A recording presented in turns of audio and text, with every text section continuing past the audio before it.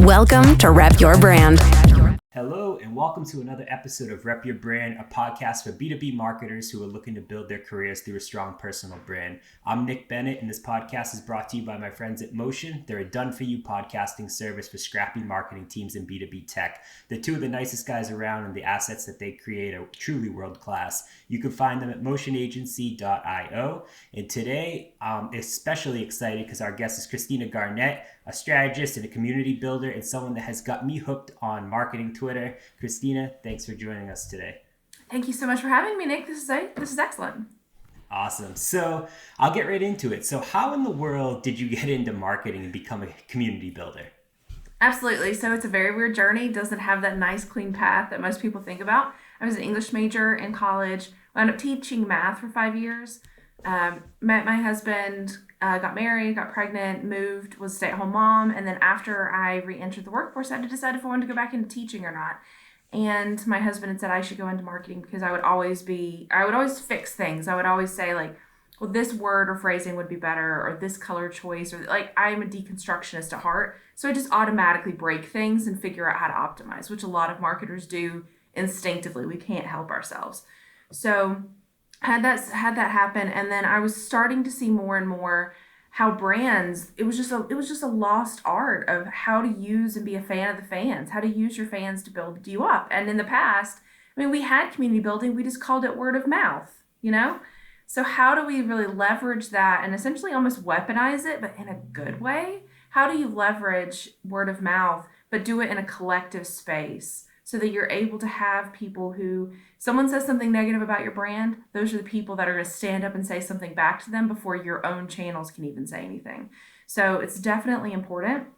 And so when I was working in agency world and also working in as a small business, as a marketing director for the Small Business Development Center in my area, I really continued to see like we need to work together. We need to support small businesses. We need to really kind of be this force for good. And so you start seeing these little pieces of how can we get more and more people involved so that we can have one collective goal. We can have one specific mission, and that's kind of spread from there. Amazing. Totally agree with you. It's funny because my wife's actually, she's a kindergarten teacher. Yay, that's awesome. And so it's like, I'm in marketing and I've always worked for startups, and she's just like, it's such like a risky job. She was just like, I've been a teacher for 10 years. And she's like, I could never picture myself doing something else, but you have done something else. So that's amazing. So some people say your personal brand doesn't matter. And there's lots of like, I feel like there's two camps on this. There's people that are pro personal brand. There's people that think personal brand is not really a thing. So what's your take on that? It's definitely a thing. It can be a bad thing though. It can create a slippery slope. So a great example is people who we would probably in our community consider snake oil. They are really good at selling themselves, but when you get down to like the product or service that they're actually promising you, if you look under the hood, so to speak, there's nothing there. The execution's not there. It's a lot of flash and then not a lot of really good work. That's really hindered the idea of the personal brand. That's why the concept of thought leadership a couple years ago was brilliant and great. And now you look at it today and we're just like, it's broetry on LinkedIn, or it's people copying other people's content. So the thing is that personal brand is, I value it. I think it's important. The problem, and it's like this with most marketing and most industries, to be honest with you, some people run with it and take it too far. And it makes other people who are setting up those same patterns, it makes the rest of the industry look bad. But I think personal brand is incredibly important because it's a really great way to highlight what you care about. But I would argue that differentiation is important. It's great to have a niche. Like I'm very much community building, social listening, audience intelligence. Audience intelligence really is, if I had to pick the one thing, that encapsulates everything that I love. I want to learn more about my audience. I want to make them feel understood and heard. That is the core of what I love. And all the other things I can talk about can kind of go under that umbrella. So having people, just like a brand, just like a business, being able to say, I follow so-and-so because I love their copy about da-da-da-da-da, or I love that they share da-da-da-da-da, or they write pieces about these topics. So it's great to be able to understand what people can get value from you for, and then have that be like, I'm going to follow this person because of this, because that's why they might consciously or unconsciously do it, but they're following you for a reason. They want to see your content for a reason. The problem is when you stop doing the work. That's the thing, is you can have 2,000 followers and be like one of the best, most talented marketers in the world, and you can have 50,000 followers and just talk a lot of stuff, but you don't do the work. I think personal brand's great, but you have to do the work.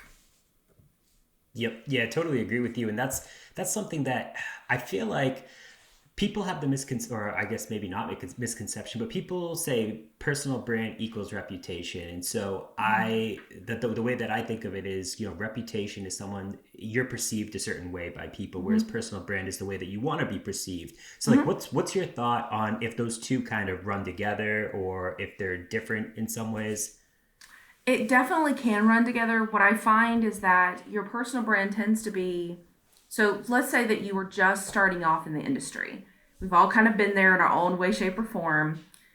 You start and you have an idea of who you want to look up to. Here are the stars. Here are the go-tos. And I find that those are actually a litmus test.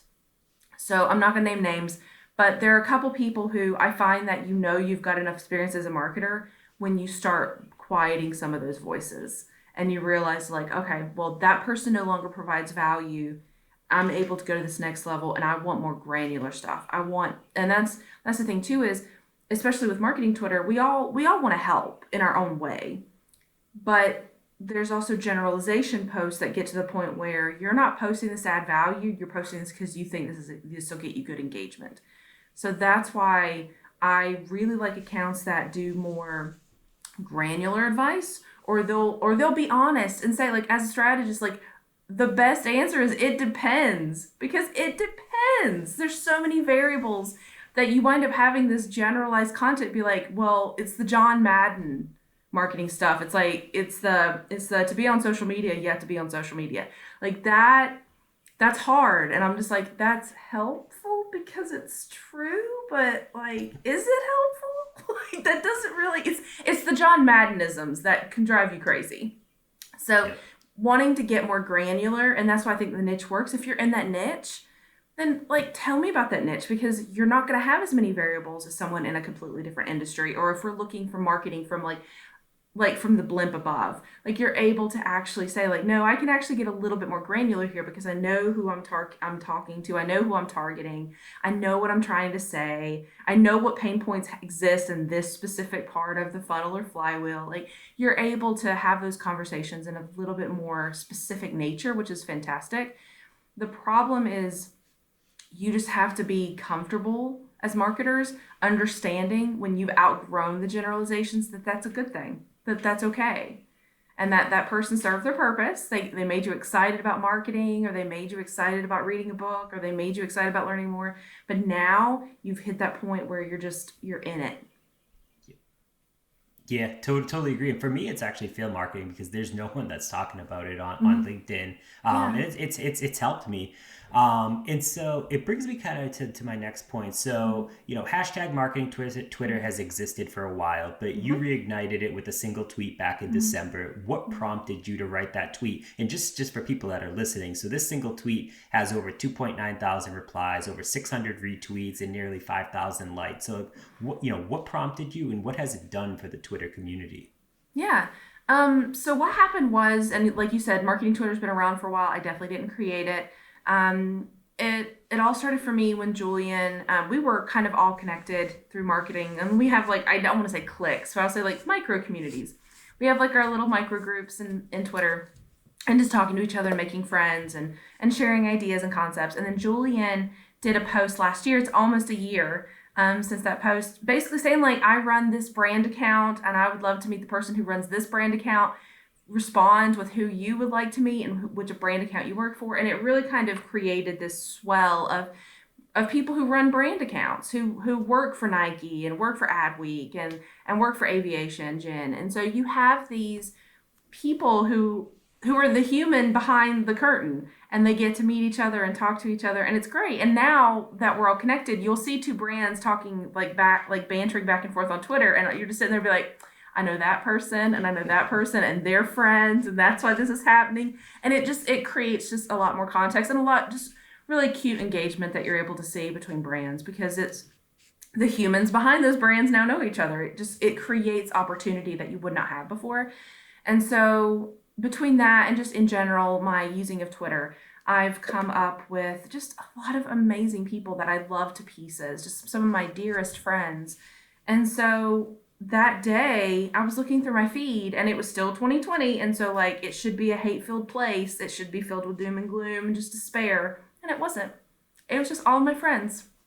It was just scrolling through all these marketers that I love and respect who just blessing my feed with every like swipe through. And what you have is just have the most amazing experience that people don't talk about on social.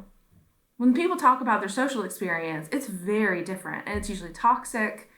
It's usually just, I need to unplug. And I've even written about it, like you can't unplug, but you have, because you have to stay up to date and you have to know what's happening, but everything is unhealthy and it's just doom scrolling. And so I just wanted to share it. So I wrote that morning, and I know that a lot of people as marketers, we know that follower count is a vanity metric, but we hold ourselves more accountable for our personal accounts than we do for our brand accounts sometimes. We could work for a Fortune 500 company, but then still feel like a nobody because we don't have a certain number beside our name. And it's just really sad, but imposter syndrome is real, and we self-reject all the time. I mean, there's so many times I've almost written a tweet and I'm like, I shouldn't say that, or no one's going to care, and just constantly questioning what we're going to put out into the universe because we're afraid of rejection. We're afraid that we're going to have something that we think is a brilliant idea, and then someone we respect will respond and be like, Christina, this is stupid. Like, what are you thinking? So you have this mentality of self-rejection, and that's why I made it under 1,000, because those people don't feel worthy for no other reason than because of a follower count, which is so stupid and so silly, but it's true. So come over, say hi, make friends, let us know a little bit more about you. And it created this swell because, and I still get messages from people saying like, this is what I do I qualify? And I was like, oh sweetie, there's no qualification. Do you want to hang and talk to us? Just chat with us. Like, just say hi. Let us know a little bit more about you. I don't care if you run one side account as a freelancer or you're the head of social. Everyone has ideas. Everyone has the ability to say something and be able to say something fresh that could help others. Like, we could all learn from each other. So I think it's done a really great job of elevating the community and letting us all know that we don't have to be so cutthroat, that we can learn from each other, that it can be a positive place. And also that, like, I'm very much community over competition. The world's a big place. The internet's a big place. I don't have to walk over you to be successful. I would much rather lift you up and let you be amazing, and then just let me be amazing. Like, I'll just let my work show for itself. Yep. Yeah, I love that. Like, I couldn't have said it better. Like, it's got me hooked because I've always been on Twitter, but I've never I'm like a closet meteorology like geek, and like that's basically, I was following like sports people and I was following like meteorologists, and like that's what I love. But then like I've started to get more active on it within like the last probably a month or so, and it's been really great. And like I've met so many amazing people that are just like, they're just there's people behind these computers, and like those are the people that I want to interact with. So it's been really fun. So thank you for that. And so you have over 16,000 followers on Twitter, over 7,000 on LinkedIn. This is kind of a two-part question. How do you spend your time between the two and organize your content? But then what do you feel the major differences are between LinkedIn and Twitter from like a marketer's perspective? Yeah. So I have accounts almost everywhere, but Twitter and LinkedIn are my two favorite, just because I find that they create the most value, especially when I'm trying to learn from others. I am a curious to a fault sort of person, so I'm always wanting to read opinions and what are people's thoughts on this campaign or that. I watch the Super Bowl to critique the ads. Like, and I love football, but like I'm there for the ads. So I am constantly on either channel because I want to know what's happening in people's worldview. I think you can tell a lot about somebody by the content that they create. especially on Twitter, because Twitter is so fast moving, and unless something catches on, it's just going to fly. And so by the time someone saw it, like there's so much other content they can really react to. So I love the idea that you can post as little or as much as you want, but also that engagement. Because Twitter's open, I love the idea that you can reach out to people, that you can have conversations, that it really spurs conversations more than anything. Twitter feels more conversational than anything else. With LinkedIn, it doesn't feel that way because you have the comment section and then it's like broken down, and that's what the structure is for most things like Facebook or Instagram or everything like that. You really have the idea of the piece of content and then the comment section versus Twitter, where it feels very incestuous, like it's this massive hodgepodge.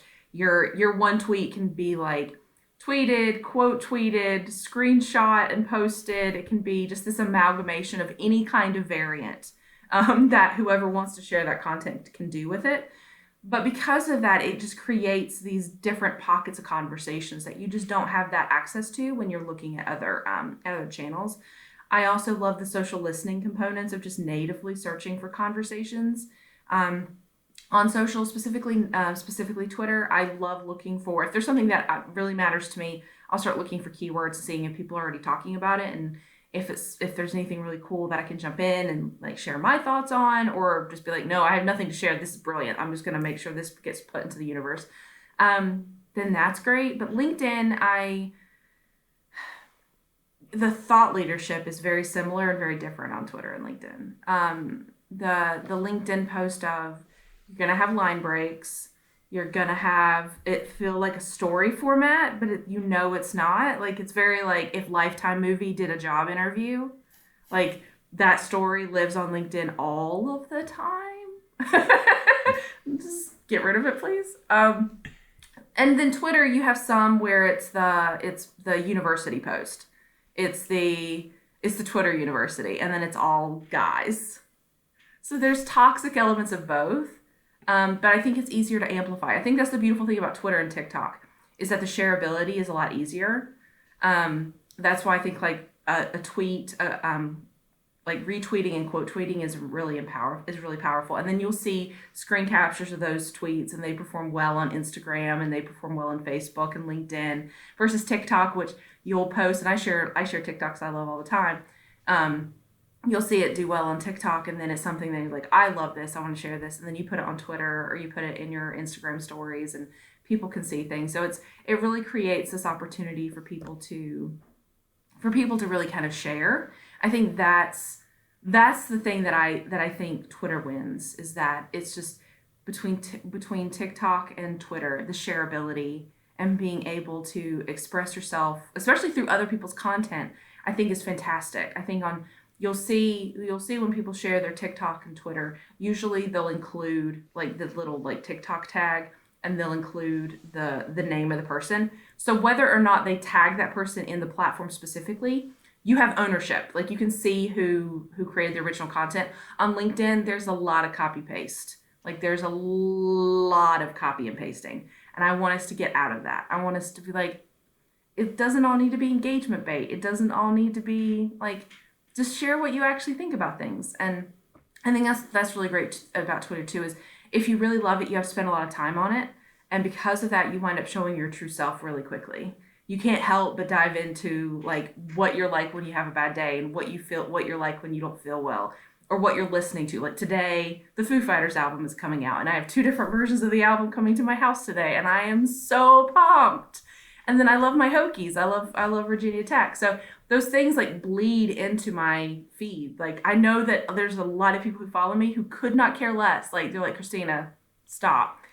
But it's a part of me. And if you like me, like that's a package deal. Like you're gonna see Dave Grohl in your feed. I'm not sorry. Like he's my sidekick. He just tags along. That's so true, and I think that's something that's important though, is the authenticity, because like that's what shines through. Like I like marketing, like I can read about marketing, but like I want to learn more about like the people. Like for me, like I play baseball, I have a 2-year-old daughter, like I bring all of that into what I post about as well. And I think like that gets you to not only like what the person's posting, but also connect in a deeper level as well. Oh, 100%. Which is 100%. Interesting. Yeah, you need that. You need that connection. It makes you feel human. I mean, your marketing thought process could be brilliant. Like you could be like this version, like this century's Ogilvy. But you would sound like a marketing bot if that's literally the only thing you have to talk about. Tell me more. I want to connect. The people who, especially with 2020, there was such a need for vulnerability too, to be able to openly say, like, I am struggling, I can't sleep, I'm stressed, I'm crying at my computer, I don't know how to cope. Is anyone else like this? Are we just that crying out into the void and acknowledging that things suck sometimes is a very human thing and creates connection so genuinely because you were saying, I know you may not want me, but this is me at my worst and I can't help but express it. And then people are like, no. That makes me feel better because I feel the same way. Because they don't, and granted, there's horrible people who can be like, haha, look at that one. But there's also really nice people who are feeling the exact same thing and either didn't feel comfortable expressing it or just simply couldn't express it, and for whatever reason. And because in that moment you were open and honest and vulnerable, they feel less alone. And that honestly is like the heart of community. Yeah, couldn't agree more with you there. And so for like people that are listening that they're just starting out building an online presence as a professional, how do you manage Twitter and LinkedIn or even other social media on top of those? Or I guess a better piece or question would be, where would you focus your energy if you were a marketer just starting your career? It really depends on your goals. So I hate to be that person that's like, it depends, but it depends.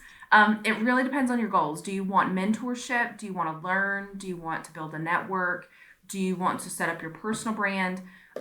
Figure out what your goals are and then prioritize them, because depending on where you want to be, that's gonna differ. So for example, the other thing is that you have like first mover advantage. So like Clubhouse, there's people who are already getting like they have over 1 million followers on Clubhouse, and it's not because they're good. It's that because they were one of the first people there, they started getting people following them. They started doing more time and sending and doing more rooms. And then Clubhouse started recommending them to people. So they get that early adopter push. So if you really want heavy followers, that's where you go. It's kind of like when TikTok was when Facebook redid TikTok as Reels. You knew that they wanted to elevate that space, so you knew if you leaned in heavily to Reels, you were going to get a lot of views versus putting the exact same content in Facebook or regular Instagram. There is that thing, if you really want followers quickly, make sure that you're an early adopter, because there's just more real estate for you to grab for yourself pretty quickly. If you want to learn and you want to connect with people, I can't think of anything better than Twitter. I really can't. You can connect with absolutely anyone as long as they don't mute or block you. You can talk to absolutely anyone. I had a post, and this is me being a marketer, but my favorite human on the entire Bird app is Mark Hamill. Like, I love marketing. I love every single person in marketing. They're some of my favorite brands, but I would push them out of the way for Mark Hamill in a hot second. And he liked one of my tweets yesterday. So, and it makes me like beyond happy. It might be his assistant, it might be him. I don't even know. But just the ability that you can connect with people, you could connect and have a conversation with the CEO of your favorite company. You could showcase how much you love a brand and have them respond back. There's an openness with Twitter that makes it so incredibly valuable. And you can like people. DMs are amazing.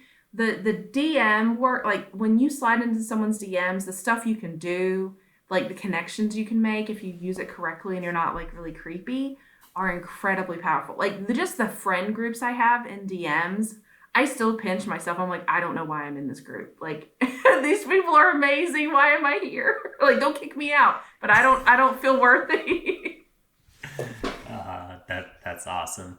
So I want to kind of go a little bit further back. And so I did some research. And so the first tweet that you sent from your current account was referencing an outdoor concert in Roanoke, Virginia. And It looks like you were a community builder at some point. So a few things. Can you describe the very first tweet that you sent? You know, what was going through your mind at the time? Did you just get started in post, and what was it like? I just started posting. I live outside of Roanoke now. Roanoke is a really beautiful place. There's a lot of it has a lot of things that like a smaller city would have, but it doesn't have like the bustling that you would have if you were living in like a DC area. We're a few hours away from DC. So I love the idea of being able to use Twitter specifically to push economic development. I think the mayor of Miami does an amazing job. He really shows you what that can look like when you do it well.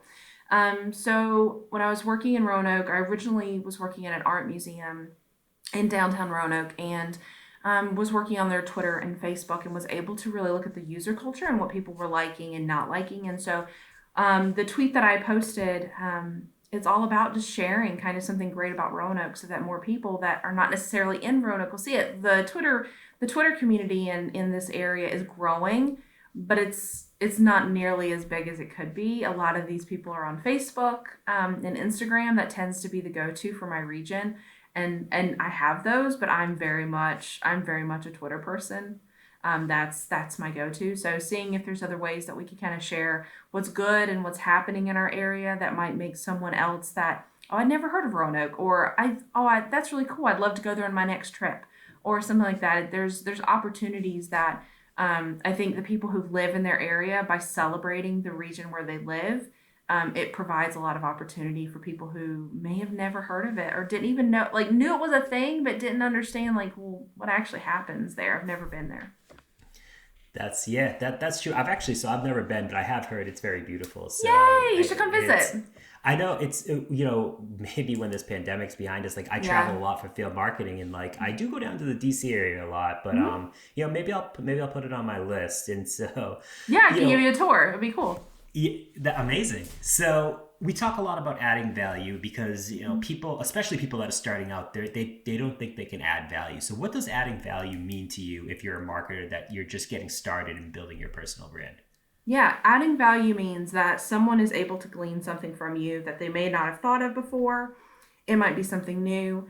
I truly believe that we can all learn from each other, and not a single person knows everything. They really don't. Anyone that tells you that, like, that's why we were talking originally, like, I don't like the word guru. I don't like the word expert, because especially in the marketing and social media space, how can you be an expert on something that's changing every second? And also the thing is that we have these communities, especially social media with these online platforms, they each have different features and functionality and rules in terms of service, but also the user culture is human. So that's why meme culture is shifting, and we're seeing a lot more use of that. It's why we see these like specific types of content that people can make on certain things. One person will see one type of post that they absolutely love, and they'll try to make it their own and do it in their own way. Things are constantly in flux because we're constantly seeing things that trigger us, that make us think of something else that we would want to create. So how can you be an expert in that, in something that is that fluid and forever changing? It's incredibly powerful. Yeah, I was never a fan of there's so many people that put like expert or guru in their like their headlines on LinkedIn. That's where I spend most of my time, and it's just like, if I see that, I kind of instantly push you to the side, because I also agree. I don't think anyone's ever an expert. So this is something that I'm interested in, because for my content, I spend 5 minutes figure out what I want to post on LinkedIn. I don't write anything in my notes section, but like, what's the source of your inspiration for your Twitter content? Do you keep notes? Where are your ideas stored? Like, what's your workflow look like? My drafts is my notes folder. Everything lives in there, including like my more like hateful, sarcastic. I always say like my toxic trait is like in my draft folder, where I try to curate and be nice. Sometimes my meanness shows up, and I go full blast and be like, y'all, this is stupid. But I try to be like, no, be nice. But I keep notes. I'll be completely honest with you. I've worked for brands where we've tried to like schedule things out months in advance. And when you're doing something that far out, it just instinctively is dry. How can you write something that feels like it's living in the moment when you wrote it like a month ago, like for a deadline?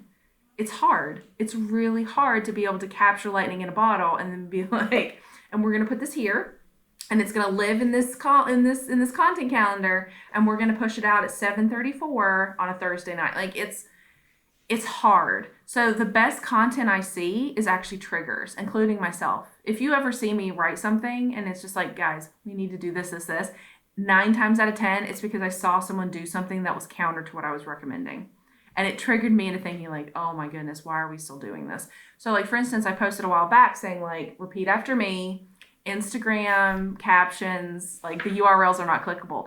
And it's because I saw an account, and I don't want to put people on blast and call them out and be like, what is this mess? I don't want to do that, but I do need to help and be like, all right, I don't know why I'm still seeing this. I'm not going to call anyone out. Can we please stop?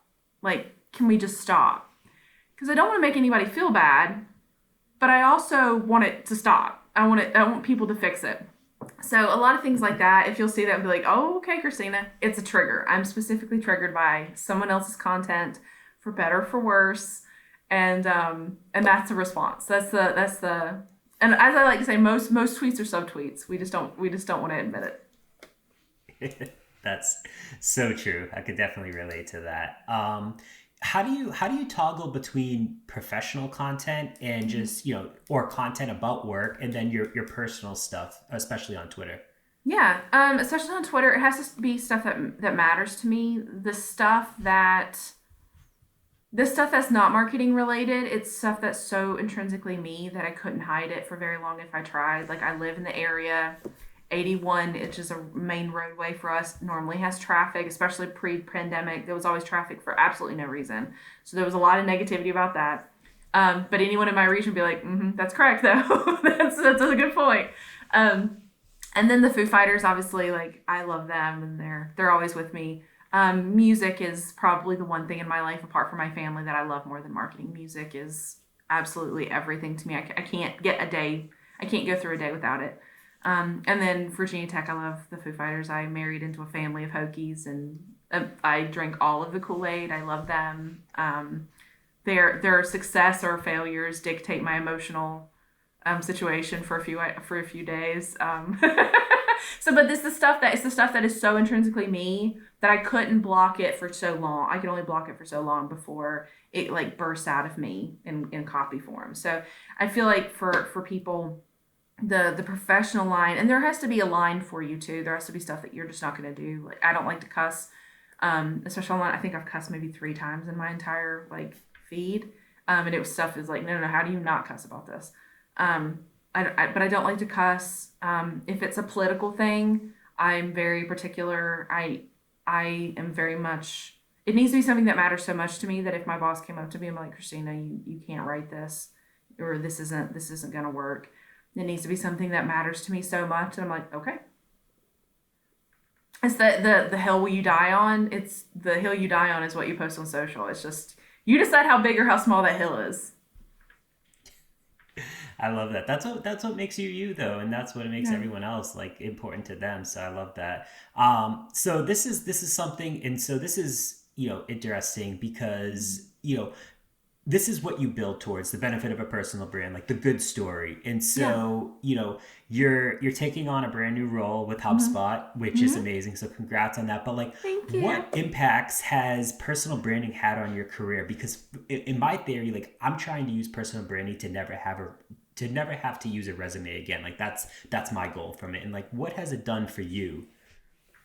It has opened, my personal brand has opened almost every single door that I've had as a marketer. It's gotten me speaking engagements. It's gotten me quotes and articles. It's gotten me featured in like end of year ebooks and things like that, because I've leveraged myself as someone that can bring value. Because it's not me saying how great I am. It's that teacher in me. Like, the thing is that I've never stopped teaching. It's just I left the classroom. That's really the point for me. And so as long as I try to help build others up and educate people in the industry and make things better, then that mark for me opens doors. So I was offered, I want to say about 20 jobs over the last 3 months. Because of the community building work, a lot of people were seeing the value, and I was happy where I was, so it was very easy to say no to a lot of them. But being able to say, like, I'm not the only community builder. There's a lot of amazing, talented people. Why don't I send you a list of people that you could take a look at that I think would be great for this? Because like I said, there's room for all of us. Like, I couldn't do 20 jobs. It just, I mean, like, unless they clone me, but there's far better people to clone than me. But having that opportunity, and then places like HubSpot, which is my dream company, I'm still pinching myself and waiting for them to change their mind. Because I love them. HubSpot Academy is the reason why I'm a marketer. Like I said, I didn't have a marketing degree. HubSpot Academy was the first like real marketing knowledge that I dove into, and just inbound. I absolutely fell in love with inbound marketing. It made so much sense. Like they say, like it just clicked. It just clicked, and that's how my brain works now. So it opens a lot of doors. But I would say honestly, the doors open when you give more than you take.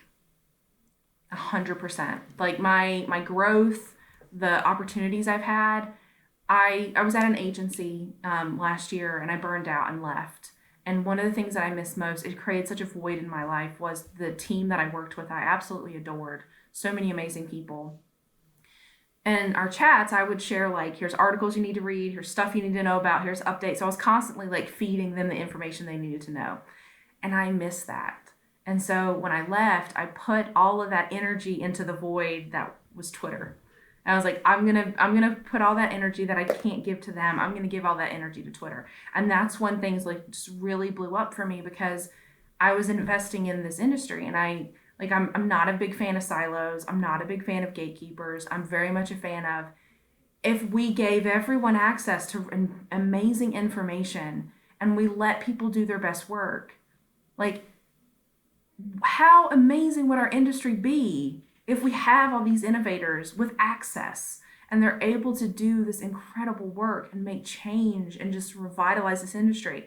I find that if I've helped one marketer make a better choice, or do something that makes them see something differently, like my Twitter, I see as an investment in my industry. Because if it's making people better, and if it's making people get connected and have better networks and be able to provide better work, then that makes my industry better, and I get to play a small role in that, which I love. I think that's powerful. Yeah, I mean, I agree with you there. It's something that, and I just want the people that are listening to understand that, like, I'm a big proponent of, personal brand opening doors that you never knew existed. And I mean, this is basically confirming what I've been saying this whole time. So I love to hear it. So I think we're coming up on time. So I want to close with a few final questions for you. Do you have any final parting words for anyone who wants to start creating their own personal brand? Anything that, you would give to the old you? Be very clear about who you want to be, and realize that not everyone's going to like you. I think a lot of people go into social, and they have their personal brand and they create great content, and then someone comes in there and starts hating on them, and they immediately take it seriously, and that it's that troll becomes the voice of their imposter syndrome, and they're like, see, I was right, you're not as good as you think you are. You are never going to be everyone's cup of tea, and that is absolutely okay. Just be yourself. Wish I could retweet that right now, because that is so true. All right, so final question. Since you broke records with your tweet in December, what's your next viral tweet going to be? I don't know.